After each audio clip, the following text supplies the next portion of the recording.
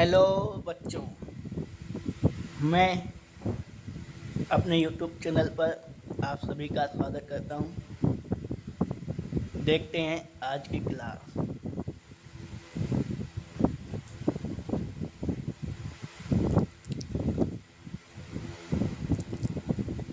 आज भी भौतिक विज्ञान अध्याय 2 है। जैसा कि आप देख पा रहे होंगे,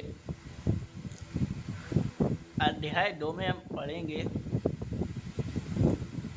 स्तर, विद्युत विभव तथा धारिता। धारिता, स्तर, विद्युत विभव तथा धारिता। उससे पहले कुछ इम्पोर्टेंट, बहुत ही आवश्यक नियम वगैरह जान लेते हैं, क्योंकि नियम जानना हमारा पहला काम है। आज मैं क्लास के शुरू में ही आपको बता देना चाहता हूँ कि अगर आपको यह वीडियो अच्छा लगे तो क्लास खत्म होने के बाद लाइक, सब्सक्राइब, शेयर, कमेंट जरूर करें। ये इसलिए नहीं करना कि हमें अच्छा लगे, ये इसलिए करो कि मुझे पता चल सके कि आपको ये क्लास अच्छी लगे, तो मैं इसके लिए और भी मेहनत कर सकूं।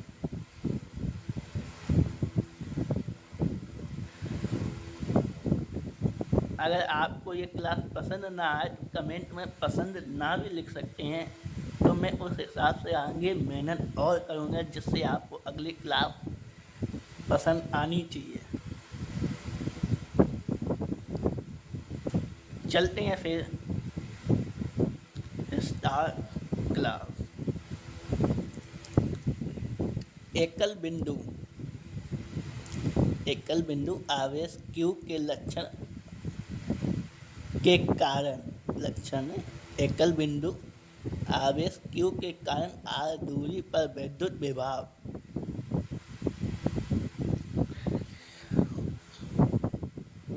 ये हम क्यों याद करें, यानी आगे के लिए नहीं बता रहा हूँ, इस क्लास के लिए बता रहा हूँ। मान लो आगे कोई सवाल आ गया, इस बिंदु से इतनी दूरी पर नहीं, एकल Q के कारण r दूरी पर विद्युत विभव का मान ज्ञात करो, तो हमें कौन सा नियम रखना होगा ये हमें नहीं मालूम होगा, इसीलिए ये नियम दिया गया। ये नियम याद रखो।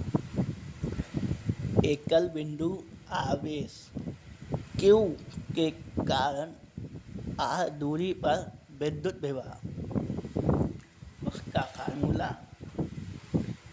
सूत्र, नियम, कुछ भी कह सकते हैं, वो इस प्रकार है।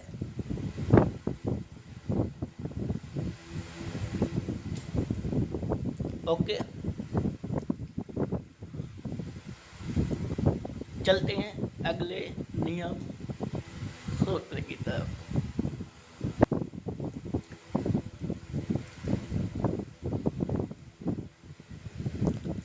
अगला है बिंदु आवेशों के निकाय के कारण किसी बिंदु पर विद्युत विभव। ये लेखने का नाम चल रहा है, स्तर विभव, तो विभव का नियम तो आने कंपल्सरी है।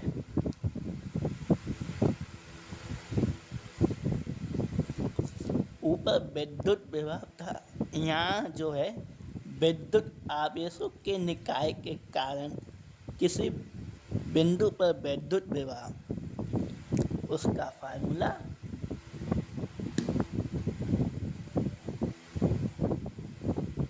ये है, यानी जो V है वो विद्युत विभव है। और मान लो आवेशों के निकाय बिंदु अनेक हो गए, तो तो हम कंफ्यूज हो जाएंगे। अब इनमें विद्युत विभाग कौन सा है, तो आप कंफ्यूज नहीं हो। जितने हैं सबको जोड़ दो और एक निकल आएगा। समझ गए ना। बढ़ते हैं आगे।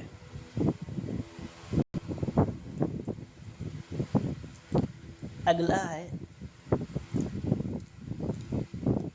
वैद्युत द्विध्रुव के कारण अक्षीय स्थिति में वैद्युत विभव।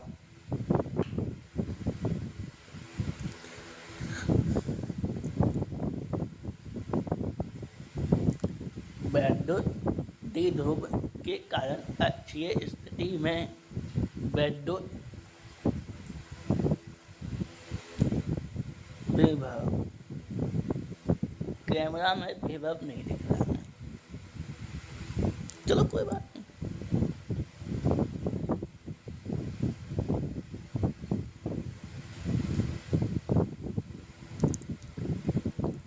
वैद्युत विभव, ओके ना।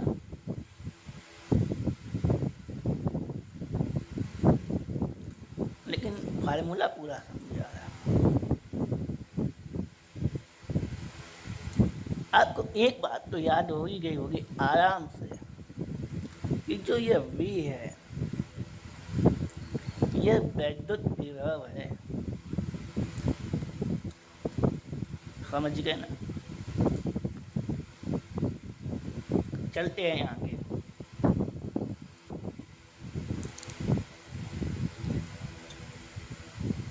देखते हैं आगे। वैद्युत द्विध्रुव की निरक्षीय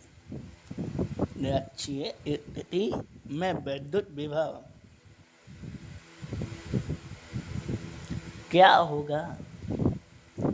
होगा कुछ नहीं, V बराबर 0 होगा। ओके ना।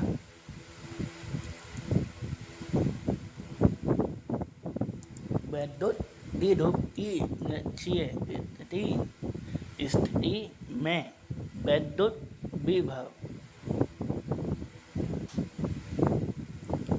चलते हैं आगे।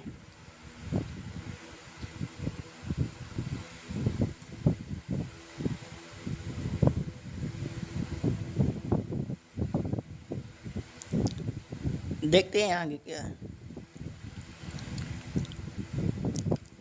आगे है विभव प्रवणता तथा वैद्युत क्षेत्र। विभव प्रवणता तथा वैद्युत क्षेत्र की तीव्रता में संबंध। तो संबंध क्या है, ये E है।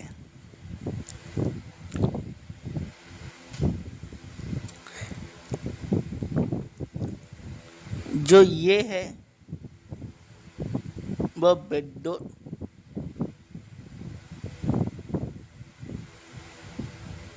क्षेत्र है। नहीं, विभव जो ऊपर वाला क्षेत्र है ये विद्युत प्रवणता है। जो नीचे वाला क्षेत्र है वो वैद्युत क्षेत्र है। ये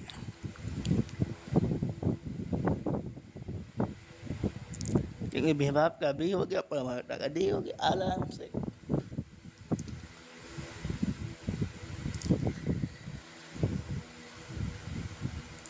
एक बार और समझ लेते हैं। विभव प्रवणता तथा वैद्युत क्षेत्र की तीव्रता में संबंध। dV माइनस है।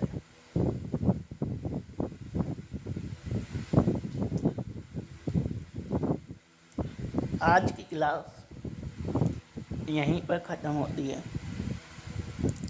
मिलते हैं अगली क्लास में। आशा करता हूँ कि आपको यह क्लास अच्छी लगी होगी।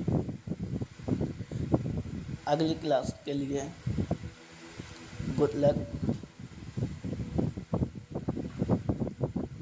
और यह वीडियो देखने के लिए आप सभी का दिल से धन्यवाद।